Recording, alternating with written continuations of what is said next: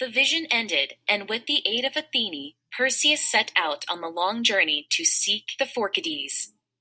These live in a dim cavern in the far north, where nights and days are one and where the whole earth is overspread with perpetual twilight. There sat the three old women mumbling to one another, crouched in a dim heap together, for they had but one eye and one tooth between them, which they passed from hand to hand.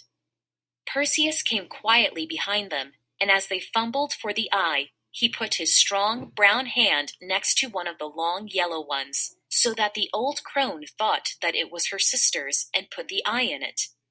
There was a high scream of anger when they discovered the theft, and much clawing and groping in the dim recesses of the cavern. But they were helpless in their blindness, and Perseus could laugh at them. At length, for the price of their eye, they told him how to reach the nymphs. And Perseus, laying the eye quickly in the hand of the nearest sister, fled as fast as he could before she could use it. Again, it was a far journey to the garden of the nymphs, where it is always sunshine and the trees bear golden apples. But the nymphs are friends of the wise gods and hate the monsters of darkness and the spirits of anger and despair. Therefore, they received Perseus with rejoicing and put the hat of darkness on his head, while on his feet they bound the golden winged sandals, which are those Hermes wears when he runs down the slanting sunbeams or races along the pathways of the wind.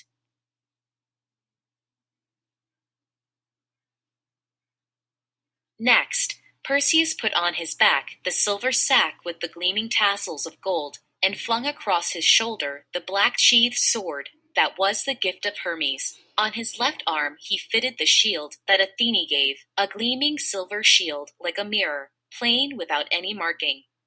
Then he sprang into the air and ran, invisible like the rushing wind, far out over the white-capped sea, across the yellow sands of the eastern desert, over strange streams and towering mountains, until at last he came to the shores of the distant ocean, which flowed round all the world. There was a gray gorge of stone by the ocean's edge, where lay Medusa and her sisters sleeping in the dim depths of the rock. All up and down the cleft, the stones took fantastic shapes of trees, beasts, birds, or serpents. Here and there a man who had looked on the terrible Medusa stood forever with horror on his face. Far over the twilit gorge, Perseus hovered invisible, while he loosened the pale, strange sword from its black sheath. Then, with his face turned away and eyes on the silver shield, he dropped, slow and silent as a falling leaf, down through the rocky cleft, twisting and turning past countless strange gray shapes, down from the bright sunlight into a chill, dim shadow, echoing and re-echoing with the dashing of waves on the tumbled rocks beneath. There on the heaped stones lay the Gorgons sleeping together in the dimness, and even as he looked on them in the shield, Perseus felt stiff with horror at the sight. Two of the Gorgons lay sprawled together, shaped like women, yet scaled from head to foot as serpents are.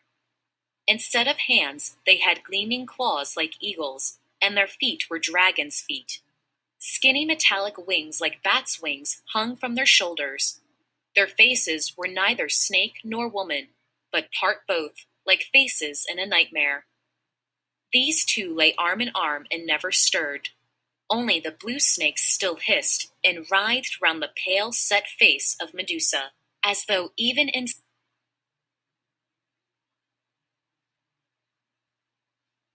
she lay by herself, arms outstretched, face upwards, more beautiful and terrible than living man may bear.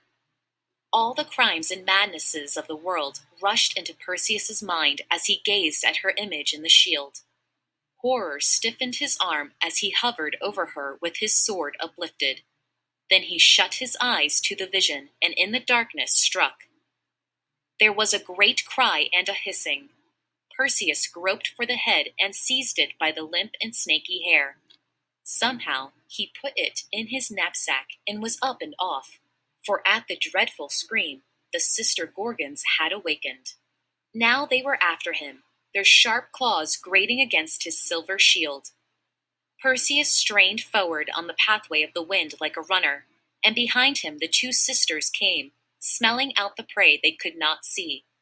Snakes darted from their girdles, foam flew from their tusks, and the great wings beat the air.